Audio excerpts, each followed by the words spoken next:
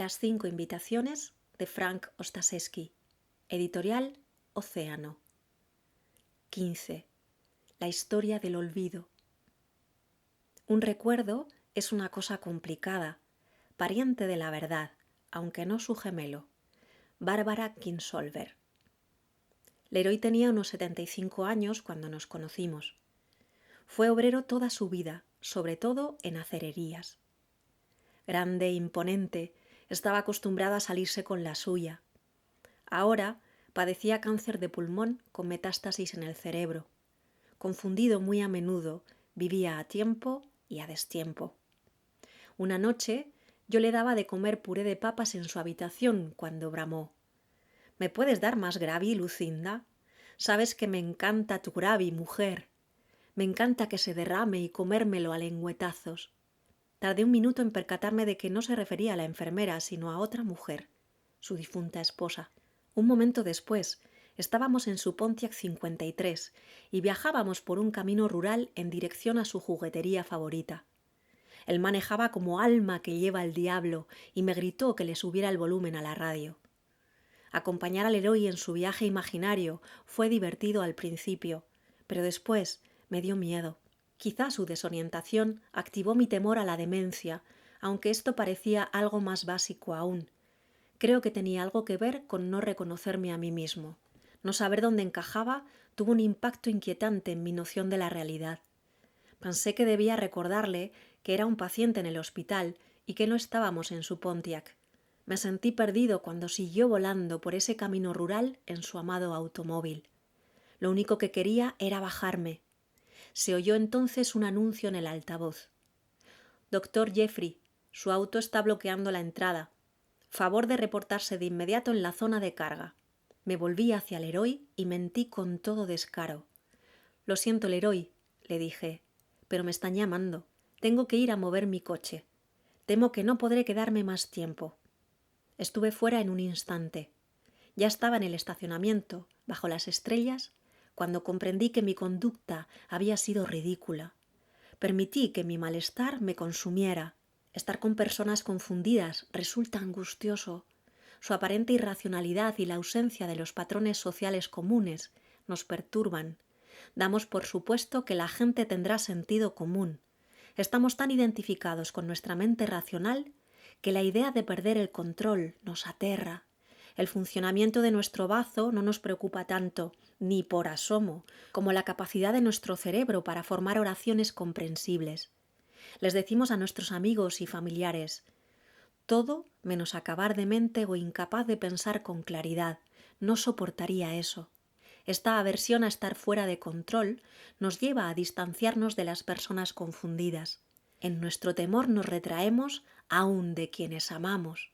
Por efecto de nuestra reactividad a la impotencia, que nuestros padres con Alzheimer olviden tomar su medicina podría causarnos frustración. No entendemos el galimatías de quienes han sufrido un derrame cerebral y, por tanto, tomamos sus preocupaciones como divagaciones. Renunciamos a tratar de comunicarnos con la abuela, enrollada en posición fetal en su cama de hospital, porque partimos de la fácil hipótesis de que está chiflada. Mi tía Mimi tenía 80 años cuando la visité en una casa de reposo. Una serie de derrames cerebrales menores y los crecientes efectos de la demencia senil la habían dejado muy desorientada. Echada en su silla de ruedas, murmuraba constantemente para sí y a veces se cubría la cabeza con el vestido. Me llamó con varios nombres. Imaginó que yo era diferentes personas de su pasado. Un hermano, un maestro, un colega. Era imposible sostener con ella una conversación de verdad. Por curiosidad le pregunté por qué nunca se había casado. ¿Tuviste algún novio secreto?, inquirí. Me arrojó una mirada imperiosa. Se incorporó en su silla, cruzó los brazos a la defensiva y enunció con toda claridad estas palabras: «Hay preguntas demasiado personales para ser contestadas». Sorprendido por su súbito momento de lucidez, simplemente asentí. Permanecimos en silencio el resto de la tarde, tomados de la mano. Para comprender la desorientación o confusión de otro, debemos comenzar por la nuestra. Sentir lo difícil que resulta ser incapaz de hacer contacto con otra persona es un excelente punto de partida. ¿Qué se siente al estar perdido en el momento, sin saber qué pasa, sin poder conectar? Tratar esta experiencia con bondad y aceptación nos permite imaginar lo aislados que están quienes no logran darse a entender. Podemos sentir empatía por su sensación de soledad, por lo asustados que probablemente estén. Podemos sentir la vergüenza de no ser capaces de operar normalmente y la tendencia a querer esconder una enfermedad. Podemos apreciar que quizá nos enojaríamos o nos resistiríamos a las atenciones de nuestros cuidadores, motivados por el deseo de recuperar el control de nuestra vida. Las personas con Alzheimer o demencia senil suelen ser incapaces de controlar su conducta, aun si se esfuerzan en lograrlo. Esto significa que ni ellas ni tú pueden impedir que haya problemas. Sin embargo, la actitud que adoptas durante un encuentro puede tener impacto en su conducta. Su bienestar depende a menudo del tuyo. Si tienes prisa o estás de mal humor, es probable que ellas lo perciban. A menudo reaccionan con ansiedad y resistencia, al igual que los niños. Tu presencia serena, acompañada de caricias compasivas, suele transmitir una sensación de orden en medio del caos, como un reemplazo de la estructura interna que les falta. Casi siempre resulta relajante sentarse en silencio con personas en este estado. Poco después de haber llevado a su madre con demencia a vivir con ella, Gillian entró un día a la sala y se encontró con que sus queridos libros, entre ellos textos sagrados budistas, estaban regados por el suelo. Su madre anunció: «Estoy harta de todos estos libros que nada más juntan polvo. Se los regalaré a mi dentista». Gillian se sintió momentáneamente atrapada por la cólera. Regañó al asistente de su madre. ¿Cómo pudo permitir que esto pasara? La asistente, a la que este drama le tenía sin cuidado, respondió: «Señora, hoy bajé los libros, mañana los subiré». Si esto le da una sensación de control a una mujer que ha perdido tanto, para mí está bien, no importa mucho. Me agrada estar con ella. De repente, Gillian advirtió su intensa necesidad de controlar las circunstancias, lo cual se transformó en compasión por la experiencia de indefensión de su madre. Se sentó en la alfombra de la sala y disfrutó del tiempo que pasó con ella esa tarde en medio del caos.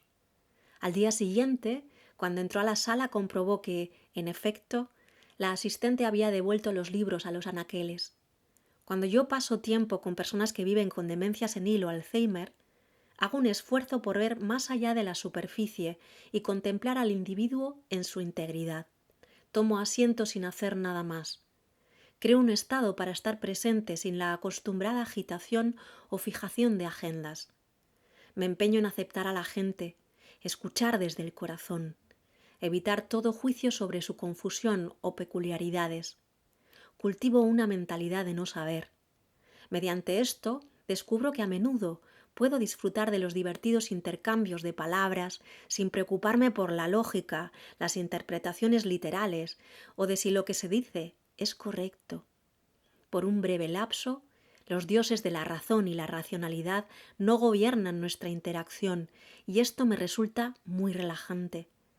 Acepto también las intensas emociones subyacentes que suelen surgir, tan tórridas e imprescindibles como los vientos feroces de un huracán. Esto me permite ver la naturaleza de las relaciones de una nueva forma. Me doy cuenta de lo falsas que son nuestras nociones de autonomía e independencia. Reconozco de nuevo nuestra relación e interdependencia. Siento que me vuelvo más humano. Y si tú, como yo, echas a perder las cosas en ocasiones y te ves en un estacionamiento agobiado por la ansiedad, sé amable contigo. Somos simples seres humanos y todos cometemos errores. Respira profundo varias veces. Siente tu cuerpo de nuevo. Cuando cuidamos a alguien que está confundido, enfrentamos nuestros temores más profundos. Esto puede resultar emocionalmente aniquilante y físicamente agotador. Es un momento para la piedad. Cultivar el perdón y la aceptación de nosotros mismos nos permite extenderlos a los demás. El temor a perder la memoria es común. Yo Yo encuentro útil y hasta relajante reconocer que en realidad hemos olvidado cosas desde el principio. Recuerdo haber cultivado rábanos en el jardín cuando tenía 5 años. Recuerdo haberme fracturado una costilla al año siguiente por saltar del tejado del gallinero. Recuerdo la cochera en la que mi padre lavaba autos, los techos abovedados del taller de cerámica y que me encantaban las vasijas de cerámica vidriada de colores.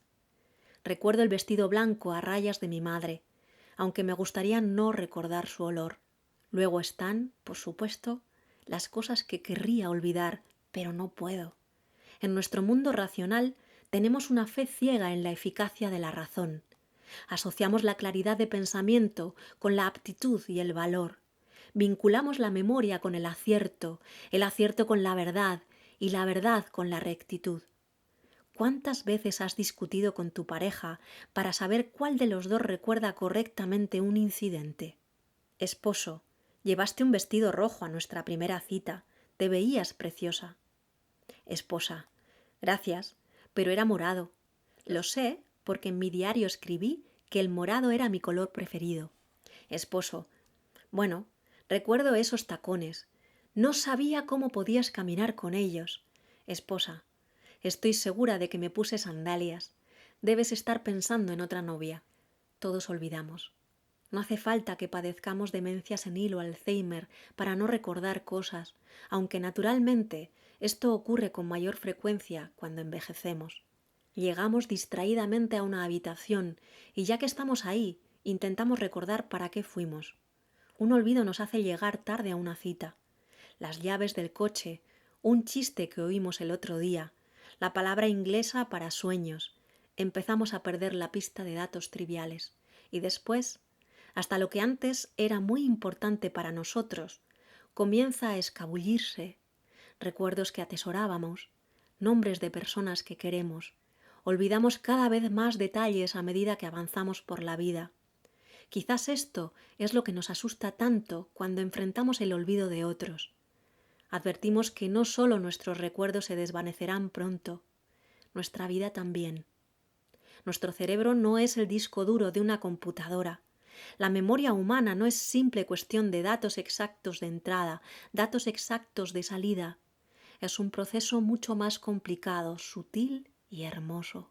En realidad, el olvido está integrado al sistema.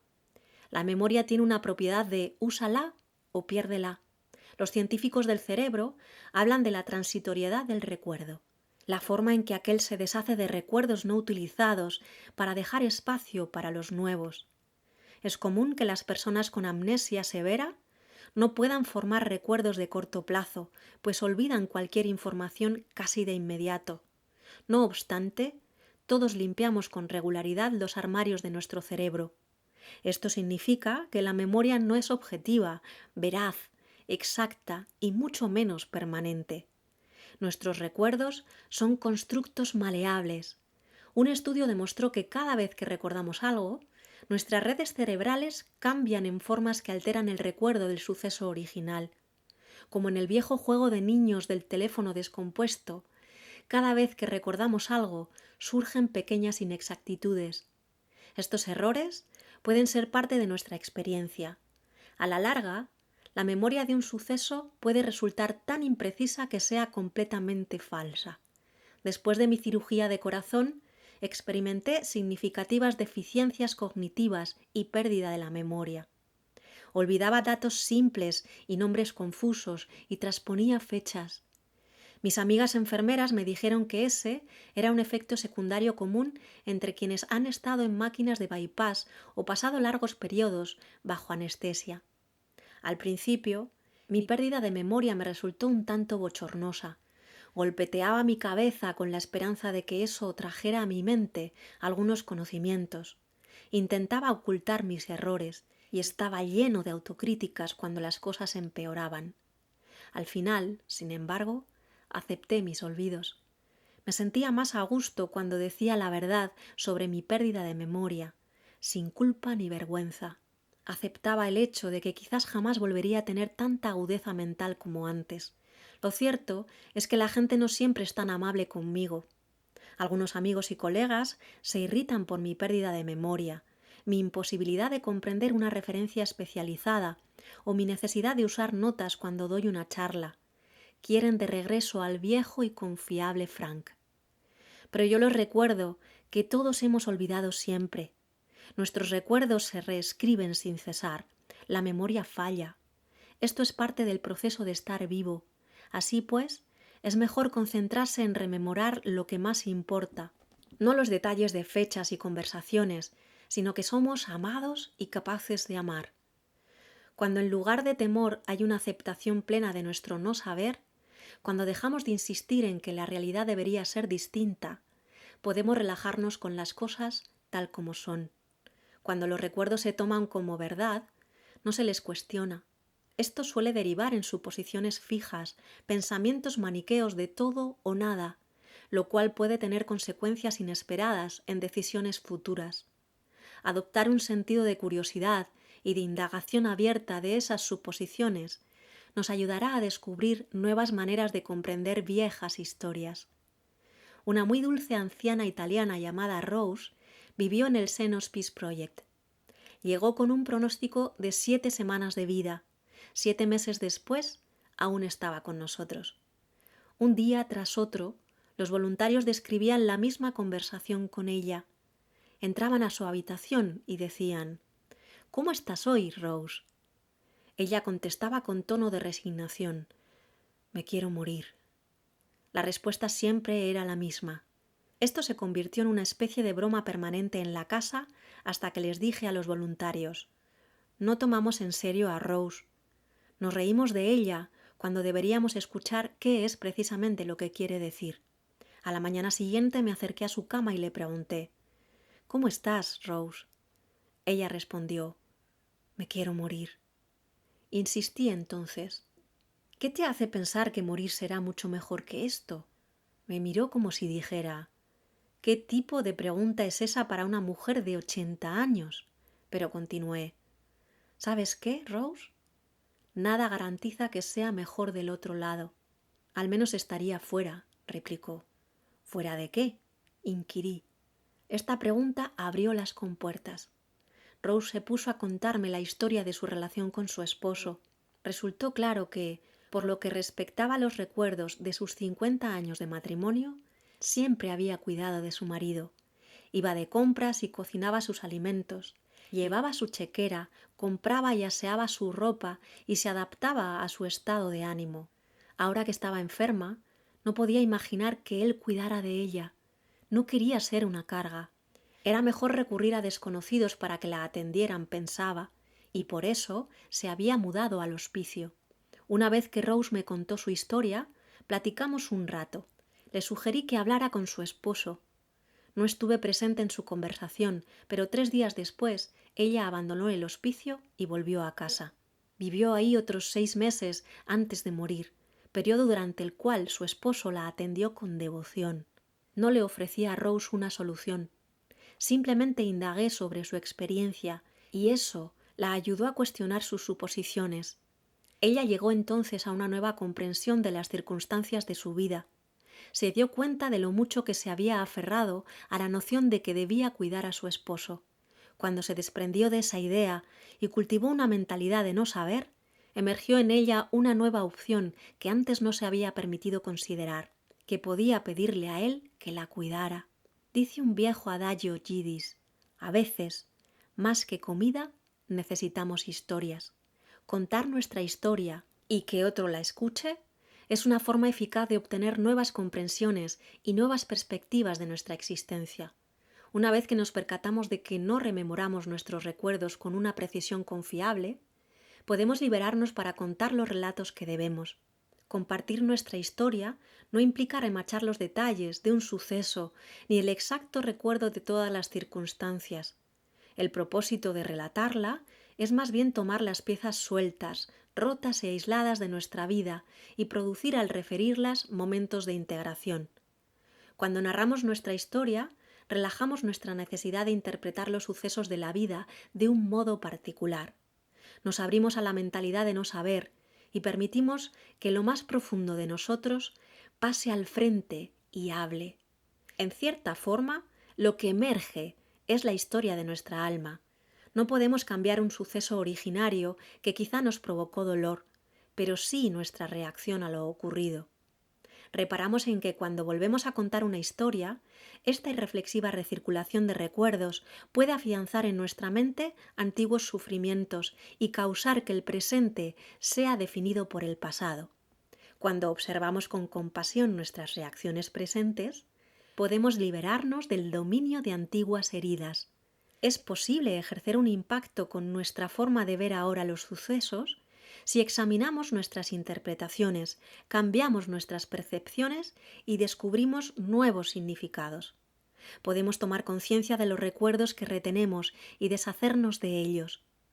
Contar nuestra historia nos permite dar un paso atrás y contemplar la vista panorámica, y tomamos más conciencia de ciertos detalles que tal vez se nos habían escapado. En una antigua historia suele estar oculta la fuerza que necesitamos para aceptar nuestra situación presente. La curación requiere algo más que solo un cambio en la trama argumental, pero relatar una historia puede dar inicio a un proceso. Cuando contamos nuestra historia, sanamos. Cuando alguien la escucha, sanamos. Michael, un voluntario del Senos Peace Project, era maestro de lengua inglesa y comprendía, por tanto, el poder del relato. Le gustaba pasar tiempo con los pacientes, a los que alentaba a compartir momentos de su vida. Ellos le contaban anécdotas de su infancia o le hablaban de sus difuntos y expresaban su amor. Le contaban sus penas y secretos y hablaban de cómo harían las cosas de otra forma si se les diera una segunda oportunidad. Algunos tenían conversaciones imaginarias con Dios. Michael grababa estos recuerdos y más tarde transcribía las cintas en su casa. Después elaboraba hermosos libros de cuentos hechos a mano y los encuadernaba con una cubierta de piel y una fotografía o imagen que destacaba un elemento del relato. Los envolvía para regalo con un listón rojo y le devolvía a la gente su historia en sus propias palabras. Esos regalos eran magníficos. Los libros pasaban a ser legados que los pacientes les dejaban a sus familiares y amigos. Si no los tenían, pedían que sus cuentos le fueran devueltos a Michael cuando ellos murieran, porque él entendía la importancia de recibir con dignidad la historia de otra persona. Un día, un adolescente de cabello verde y morado y piercings en la nariz, las orejas y las mejillas, apareció en el hospital de Laguna Honda. En la oficina de voluntarios dijo que había ido a ese hospital predominantemente geriátrico con la esperanza de ayudar a los viejitos. El muy estricto coordinador de voluntarios le lanzó una mirada, le tendió un largo formulario para que lo llenara y le dijo como para desanimarlo: «Te llamaremos si tenemos una tarea adecuada para ti». El joven bajó la cabeza con desconcierto y al voltear para marcharse tropezó con un médico de nuestro hospicio, quien le preguntó a dónde iba. El chico respondió: «Quería ser voluntario para ayudar a los viejitos, pero no me quieren aquí». Incitado por la curiosidad, el doctor le preguntó qué le gustaría hacer por los viejitos. El muchacho sacó de su mochila una pequeña cámara de vídeo y dijo: «Me gusta hacer películas». El médico lo invitó a visitar nuestro hospicio. Valga esto para demostrar que en realidad nunca se sabe, porque resultó que este chico punk era increíblemente cordial y creó una de las más sorprendentes intervenciones terapéuticas que yo haya visto nunca, aunque estoy seguro de que él no tenía ni idea de lo que hacía. Formuló a cada uno de los 38 residentes de nuestra unidad una sencilla pregunta. Si un día pudiera salir del hospital e ir a cualquier parte, ¿a dónde iría? A la playa. Me encanta la arena, dijo Grace. Al piano bar Tiki Bob's, donde antes cantaba, para ver a mis viejos amigos, dijo Sally. A la casa donde crecí, dijo Chester. El muchacho fue a todos esos lugares con su camarita de vídeo. En Ocean Beach filmó las olas que sepultaban sus pies en la arena y las aves que volaban en la orilla. En Tiki Bob's preguntó si alguien recordaba a Sally y filmó a sus amigos, viejos lobos de mar, mientras cantaban una versión de Friends in Low Places. Fue a la casa de la infancia de Chester y logró colarse de algún modo en ella.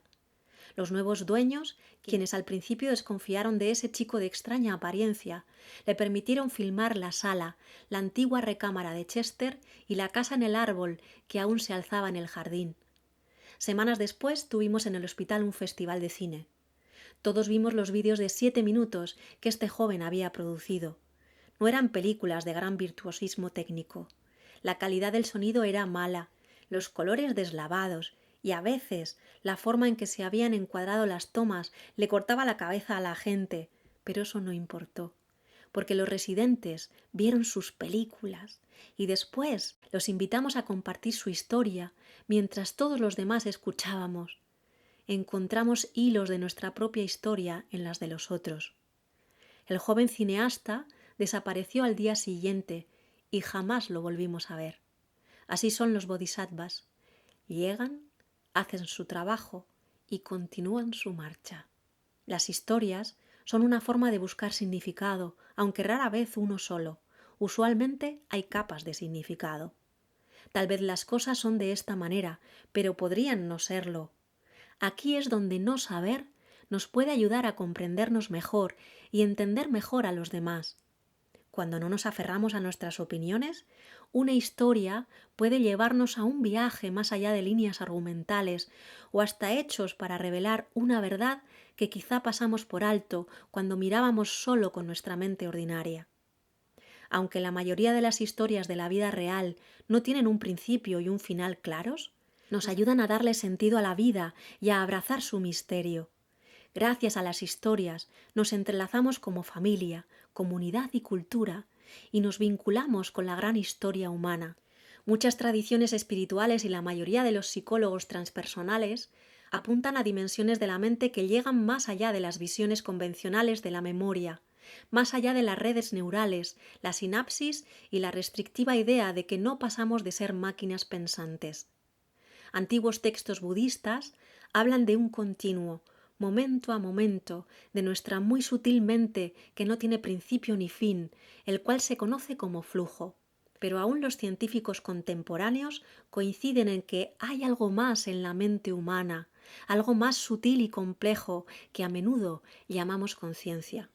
Harrison Hoblichelle, o Job, como se le decía de cariño, era un profesor de literatura comparada, psicoterapeuta y maestro budista. Hombre de inmensa bondad y buen humor, encontraba enorme placer en la vida de la mente.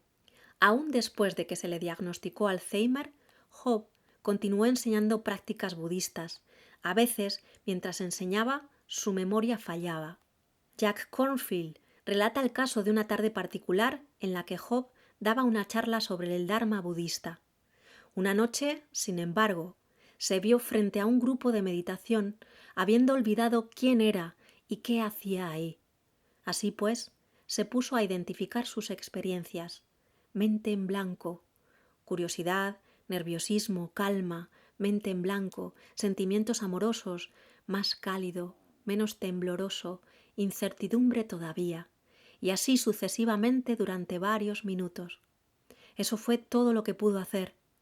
Por fin se detuvo, se inmovilizó con serenidad y se inclinó ante el público, el cual se puso de pie y aplaudió su presencia y valor. Varios de los presentes dijeron que aquella había estado entre las mejores enseñanzas que haya recibido nunca. Por un momento, Job transformó el Alzheimer en libertad. Su enfermedad lo había vuelto confuso, perdió ciertas capacidades cognitivas.